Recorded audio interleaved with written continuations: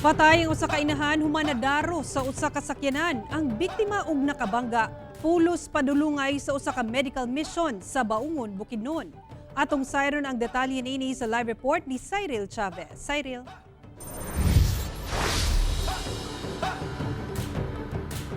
Yasara ang simple nga medical mission na himong trahedya human mamatay ang usa ka benepisyaryo unta niini human nga maligsan sa sakyanan nga gimanihuan sa usa ka konsehal nga usa sa miorganisa sa mong proyekto. Padulong unta si Jessalyn Huntahan, 30 anyos og taga Purok 9, Sitio Kalangan, Barangay San Vicente sa Baungon, Bukidnon. Uban ang iyang 1-year-old nga anak ug duha ka silingan sa medical mission nga giorganisa sa lokal nga kagamhanan. Apan wa damha nga kalit silang nadaro sa sakyanan nga gimaneho ni Councilor Antonio Beharin, kinsa usa sa miorganisa sa mong medical mission ug padulong sabdidto. Tungod sa kakusog sa impact, nalabay ang biktima sa may kanal sa kilid sa dalan ug nakahiagom og samad sa ulo. Dead on the spot ang biktima.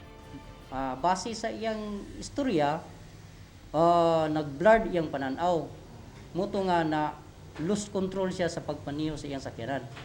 Mula ito nga na nadaro niya itong mga biktima. Ang napuruhan yun katong kani si Jessalyn. Gitabang gilayon sa mga residente sa lugar ang mga nadaro ug nanawag og tabang aron madala sa ospital. Sigaw ni Councilor Beharin, kinsa na priso karon nga aksidente gayud ang nahitabo kay matud niya na stroke kini samtang gamaneho ug nawala sa iyahang panimuot rason nga wala sa nakabalo nga nakabangga na siya.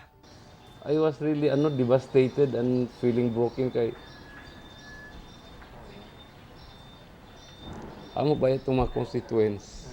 Kasong reckless imprudence resulting to homicide and multiple injuries and damage to property ang atubangon sa konsehal. Andam man kuno siya moatubang niini o ginalihok na pod kuno niya ang posibleng settlement uban ang banay sa biktima.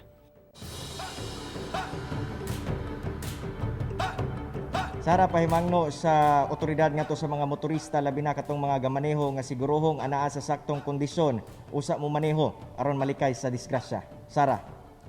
Okay, daghang salamat, Cyril Chavez.